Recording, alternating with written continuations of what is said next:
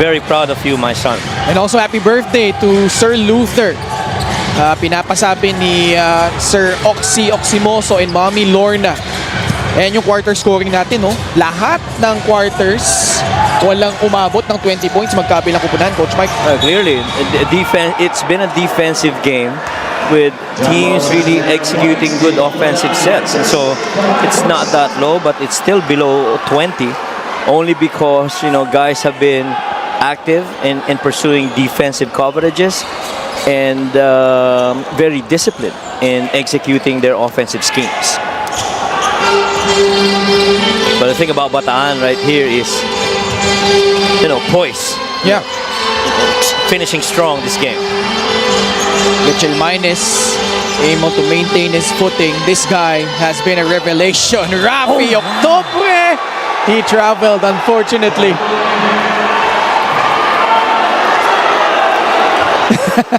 He thought I got away with one. Was that because we don't have a zero step? Ito Let's see that. Pivot foot. Oh, that should be good. Yun nga eh. That should be good. He took the shot. I don't know, really. That should be good. Planted that foot, elevated, and took the shot before he landed that pivot. Pido again leaning left. He loves that kind of shot si JJ Pido, no? Oh, yung floater na medyo may fade going one side. Oo.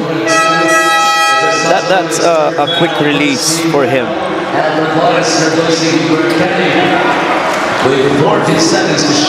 So babalik si Alfred Flores. Gray will trigger it in. Kasama niya si JJ Pido, Jmar Gimpayan, Mark Pingris, and Renzo Subido.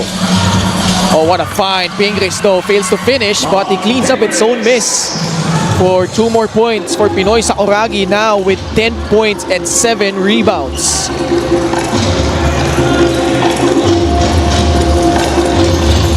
Baba sa 4 ng lamang. Octobre free for a free. It's good!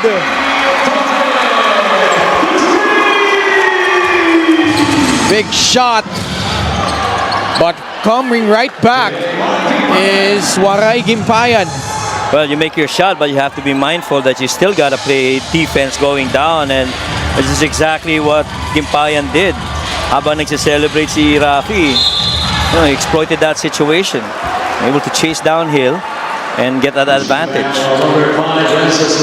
Sobino called for that foul. Assist of the game brought to you by OneXBet, title sponsor of the MPBL. Your choice, your victory. Feel more game with OneXBet. Ganda nung turnout na naman natin, no? Dito sa Orion, nakita mo. Ganda ng assist nila dito sa One Bataan Risers. Oo, ganda. Ang bilis ng assist. Di ba? Oo. Free throw, knocked down by Alfred Flores. No, I'm saying it with jest, but this has been quietly been one of the great crowds here this season in the MPBL. They've been a great 6-man here for Bataan. Yes. And these guys never fail to, you know, support their teams in their home games. Either it be here or sa may Bataan People Center, you know, these guys really are up for basketball, especially for MPBL. I feel like lalo dito sa Orion. Oh yeah, that's right. Another 3 right here. Gray, a miss. Sazon, the rebound. Alfred Flores moves closer, using his left hand for the finish. Oh man, that's just understanding numbers right there. He's got a couple of guys guarding him in that left side space free, and since he's very comfortable finishing left, he just went in that space and created. Not a good shot. When you look at how the season of Bataan has gone, Coach Mike, as we have a foul whistle here. Assist of the game brought to you by OneXBet, the title sponsor of the MPBL. Your choice, your victory. Feel more game with OneXBet. Now, just going back to my point, the single win they had against an opponent above 500 against Pasay Well, during nung time kasi nung Muntinlupa was 4-0. Pero ngayon kasi 10-11 ng Muntinlupa eh. So you would say, I think, with the landscape right now, yun yung kaisa-isa nilang panalo na against a top contender in Pasay. That was a road win. Here, they have a chance against BIñAN, who's also been playing well. They've won their last 4 games. And now Bataan is up by 9, 57-48. And magandang baseline ito sa moving forward nila to this season, especially if they try to, you know, get a spot at least in the number 10. Mark Pingris in here. Oops. Wala yan. Wala. Kanina pa naman sila nagkakaroon ng ganyan. Pero, Wala. you know, just competitive guys trying to win a basketball game. Ayun, pinapik. Bagsak silang dalawa. At agad naman inakayan ni Kuya Mark si Jamil. Tibay rin yung dalawang niya maglaro eh. Yeah. Si Mark, you know, no doubt. Talagang yan, sanay sa mga ganyan. Curva, he attacks and a foul down low, but it's gonna be 2 free throws coming up for Kenny after that foul by William Bing. And again, I like this insert of William Bing in this crucial part of the game, because this will help in his confidence, you know, to bring him back to that QC William Bing. Sa QC kasi, ang ganda nung simula niya eh. Then he kind of tapered off at the latter stages of the elimination phase. This free throw, at sa atin na Extreme Appliances, ang subok at kompletong appliance brand ng Pilipinas. First miss at the line from Kenny Roacurva. Sorry, second miss. It's 3 out of 5. 12 points to lead the way for BIñAN. Ito yung free throw shooting natin. Hindi naman nagkakalayo. But remember, BIñAN, in their losses most recently, especially against, I forgot the team that they went up against. Ang dami nila na-miss na free throws doon eh. Again, I think it was against Batangas, where they missed, I think, 15 free throws, if I'm not mistaken. As Sazon misfires from the outside. Also against Pampanga, dami nila na-miss na free throws doon. That was a low-scoring game. Now here, they're figuring out in another low-scoring one against Bataan. Ito sa pagkakataon na to, I think, well, Kenny Roacurva was smart enough to make an attempt before attempt at the 3 in the hope that he gets 3 free throws. He knew that nobody was going to be able to stop him. He was just waiting for that moment that the whistle was going to be blown, and that's where he took that shot attempt. Coach Ogie mapping out the play here. 6:25 left here in the 4th period. BIñAN is trailing by 8, 57-49. And so far, the you know, significant difference has been the made threes. So tinignan nila, no, kung potential unsportsmanlike foul. And it looks, is it Out of shooting ba? yeah, out of shooting. But it's not an unsport, right? It's just a regular foul. Regular foul lang. Regular foul. Kenny Roacurva. Pasok yung kanyang unang free throw. Trims the gap to 7. 14 points now for Kenny. Special deal from 1xBet. Scan the QR code and claim your special offer. So far, Kenny's been carrying that scoring load. He's got 14 alongside Mark Pingris, who's got 10. Rafi Octobre quietly has 9 points and 5 rebounds for Bataan.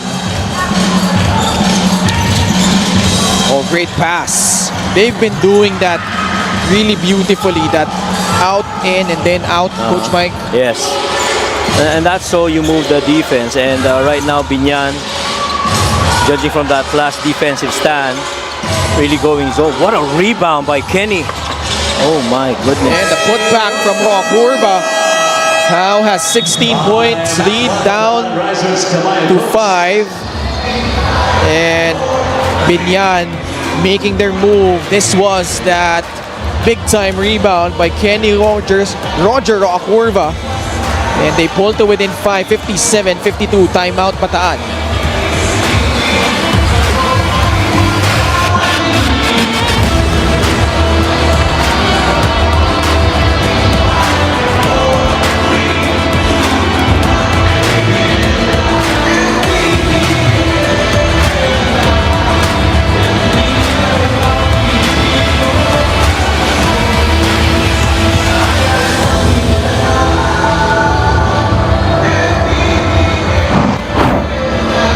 Ito yung matchup natin, no? Dalawang athletic forwards, Coach Mike. Waray and Mitchell Minus.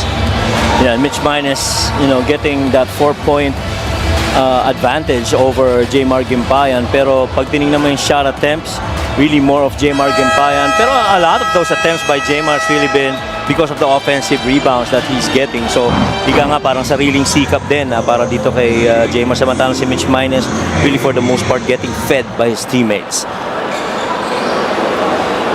And Gimpayan having the edge and rebounds, but Minus with 4 more points. Yeah, which is pretty much the profile of these guys. Rebounding, big in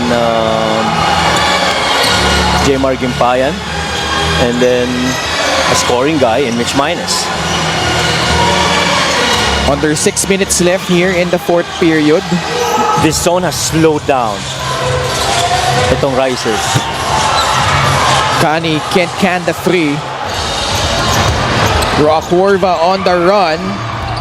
Pido lalapit and makes that short stab. Well, the things that we've observed so far, at least for the previous, things that has happened. BIÑAN has gone on a zone. They have allowed 4 3-point attempts for the Risers. This one being the 5th one. That still is empty. And it's been Kenny Roacurva driving downhill. And it's the same thing that's happening here. Oh, good steal by Alfred. The anticipation, Flores. The dump down low, Hubert Kani. Down it, plus a foul. Wow, and it almost appeared that Alfred Flores was actually inviting Kenny Roacurva to try and challenge. After this steal, it was off to the races. Kenny was thinking defend, but wisely he gave it up over to Kani. This is the game brought to you by OneXBet, the title sponsor of the MPBL. Your choice, your victory. Feed more game with OneXBet. And you have to give credit to Hubert Kani for running alongside Alfred Flores that time, not assuming that Alfred was going to finish. Completes the 3-point play, Hubert Kani. A little bit of breathing room here for Bataan. They're up 6. 8 points off the bench from Hubert Kani. The bench has been key para dito sa Bataan. We already have 36 bench points led by Mitchell Minus and Yves Sazon. JJ Pito though also has been a spark plug para dito sa BIÑAN. 4 important points in succession from JJ Pido. Brings them to just a 4-point deficit against the Risers at home. Flores, pasa kay Kani. Back to Alfred Flores. Sazon, no hesitation. Off the mark. Pamboy, the rebound. That 3-point percentage has dropped. It's now at 18%. About 6-7 misses already for Bataan. Pamboy knew it was off as soon as it left his hands. They're gonna go back to that zone again. Kani will milk the clock. Under 4 minutes left. Bataan with a 4-point cushion.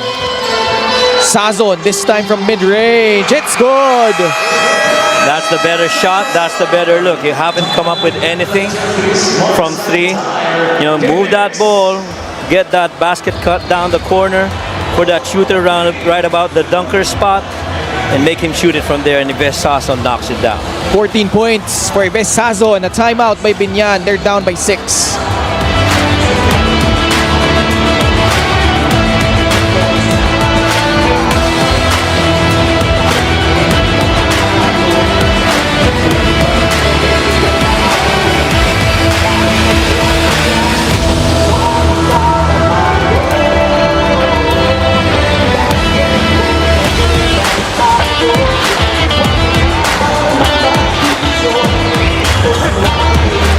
Man of the game is brought to you by LGR, the official outfitter of the MPBL. They want a great turnout here in Orion. And Bataan seeking to improve to 4-3 at home. Commissioner Kenneth Teremdes at the middle, joined by Head of Operations Emer Oreta and Head of Security Rudy Distrito. And always a fun sight dito sa Kamalig, Coach Mike. That's right. And always Kamalig, supporting their team in the Bataan Risers. They've been the important sixth man para dito sa Risers. Mark Pingris with a solid performance, 10 points, 9 rebounds, closing in on a double-double. But his team is behind by 6. 3.5 to go here in regulation. Bonifacio back to Roakurva. Kenny against Ives. Drives left, high off the glass, no. And a rebound controlled by Jamil Gabawan. Itatawid ni Alfred Flores laban kay Renzo Zobido. They've gone man now, itong BIñAN. Same play that they ran earlier. They didn't have that high-low. Sazon, Kapulong, palabas kay Hubert Cani. 3 seconds left, Cani to bail them out, no. Bonifacio with a rebound. Bonifacio only 6 points and 8 rebounds. Pido has picked up the slack para sa BIñAN, knocking down a free. JJ Pido has come alive, 7 points off the bench. 1 possession ball game. Hubert Cani, pocket pass. Kapulong! Able to adjust mid-air and score. They have played that empty ball screen perfectly well. We've seen that 3-4 times all game long. And another good roll by John Kapulong. JL, 10 points, 8 rebounds. Subido could not finish, but free throws coming up for Renzo Zubido. Boy, but how about JJ Pido? Crucial field goal makes in this game for BIñAN. See this right here. He's given that screen. Hubert goes under. He takes the 3, knocks it down. But then again, the other end, JJ tried to help, and Warren Bonifacio was late on that roll. They got 2 on the ball that situation. Nobody peeled off to catch that roll by JL Kapulong. And ang ganda rin ang pagkaka-finish niya doon. We talked about defense and everything, pero nakita mo yung offensive execution. No? It's much to be admired as well from both these teams. BIñAN at stake here. Should they win this one, they will move up to solo third. Solo third, I should say, with 14 wins and 7 losses. While Bataan, ang malaking bagay sa nila dito is Quezon City is just half a game behind them for that 10th spot, the final spot for that play-in. And you mentioned, Coach Mike, how they could be a dangerous foe, especially mga nasa 7 and 8, right, which is Pasay and Ilagan, should they stay in those positions. Remember, right, they had that close loss against Ilagan here, and then they won against Pasay. And even against Pangasinan, that was their very first game of the season. That was on the road. Lamang pa nga sila in the first half. Nahabol lang sila ng Pangasinan dun. Yeah, and for all you know, this might be the game shift that the Risers needed. Guys, following what they prepared for, offensively and defensively. And the thing is, guys are actively pursuing defensive rebounds. That's what you like. Not settling for, kayo na kumuha ng bola, magpa-fast break na ako sa kabila. We have to secure the defensive rebound first before we can actually run. And I think that's very clear on the instructions of Coach Augie and the rest of the staff of the Bataan Risers. Split at the line by Subido. That's why this remains a 2-possession ball game heading into the last 2 minutes. Can Bataan hold on? Ives Sazon is free, but it will roll out. This is gonna be crucial possession para dito sa BIñAN. Camboy Bounce pass intended to Bonifacio and a hold against Babawan. Penalty na ang Bataan dito. I think they'll review this. This being under 2 minutes, right? Hindi nila pwede i-review. Okay. Ang pwede lang nila i-review under the last 2 minutes is out of bounds. Okay. So, but there's a challenge right now. This is a risky one Uh-huh. by Bataan. They will use that. We'll be back for the result.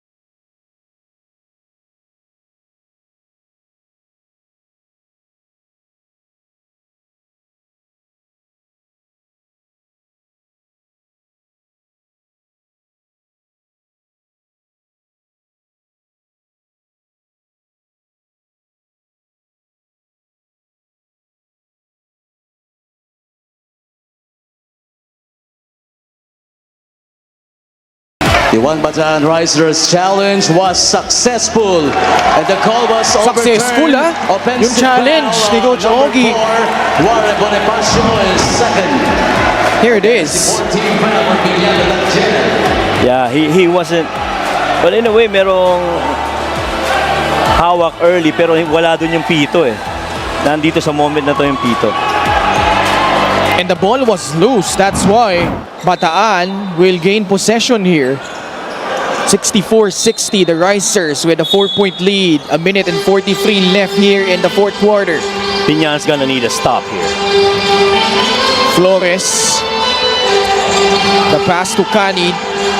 These two have played heavy minutes together here in the second half. Coach Mike, ito si Flores saka si Hubert Kani. Yes, pretty much.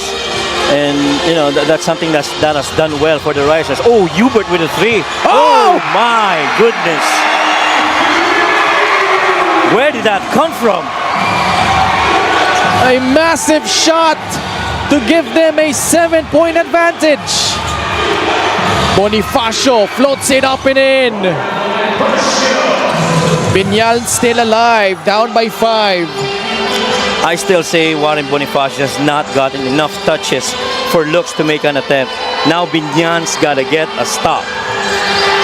A minute remaining.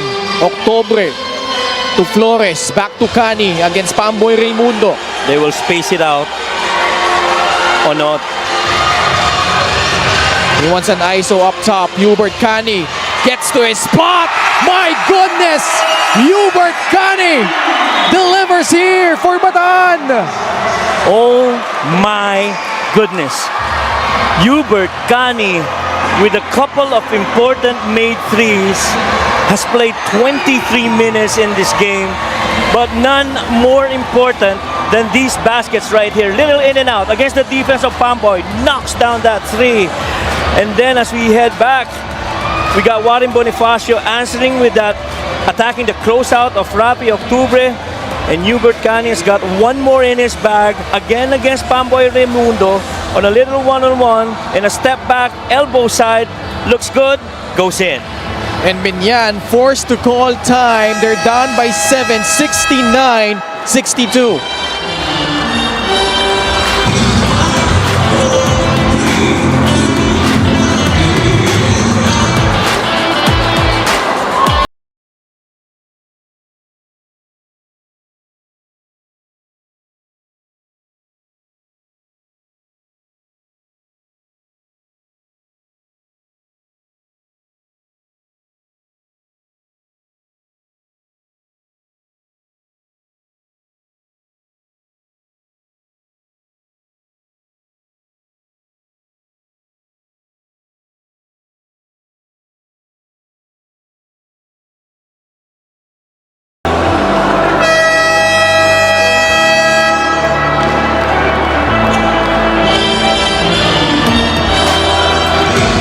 Hubert Cani, 8 of his 13 points coming here in the fourth after going scoreless in the third. Oh boy, he has been clutch here para sa Bataan. And he was 2 out of 2 in the crucial moments of this game. Peña Redondo, Mintes, Kapulong, 10 points, 9 rebounds.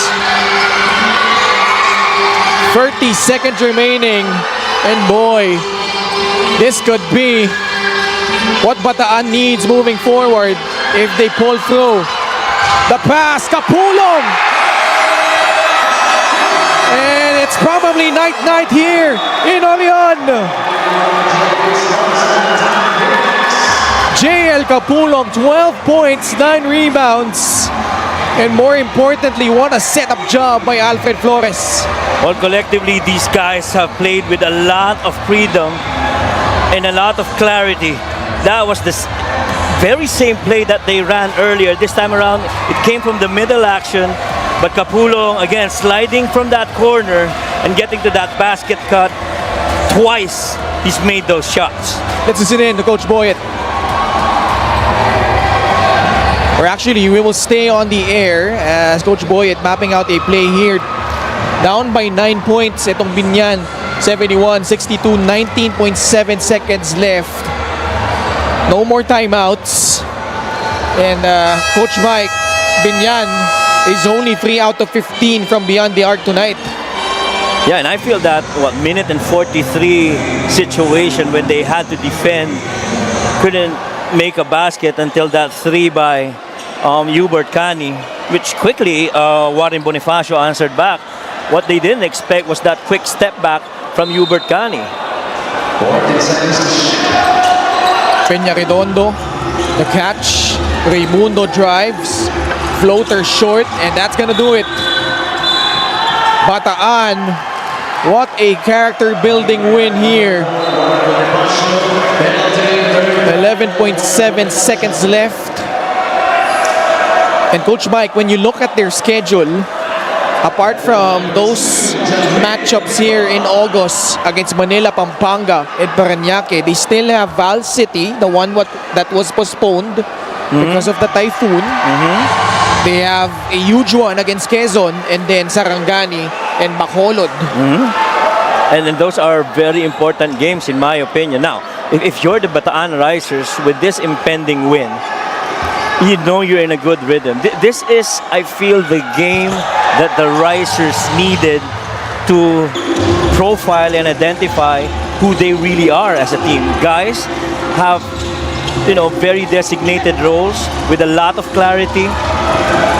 The offensive schemes have been fluid. The defensive effort has been there. And so the Risers get this win at home over Biñan. And this win is one for the books because they defeat a team above 500, itong Biñan, and Bataan securing win number 8, snapping those back-to-back losses. And this guy certainly was key down the stretch. The former FEU Tamaraw, Hubert Cani, our best player of the game, brought to you by 1xBet, the title sponsor of the MPBL. Your choice, your victory. Feel more game with 1xBet. 13 points in 24 minutes, 5 of 12 shooting, but none more crucial than those last 2 shot attempts. This one being that 3, and the other last one, this huge step back amidst the defense of Pamboy Raimundo. And what an important victory para dito sa Biñan. Sorry, for Bataan over Biñan as they win this one by 11 points, 73-62.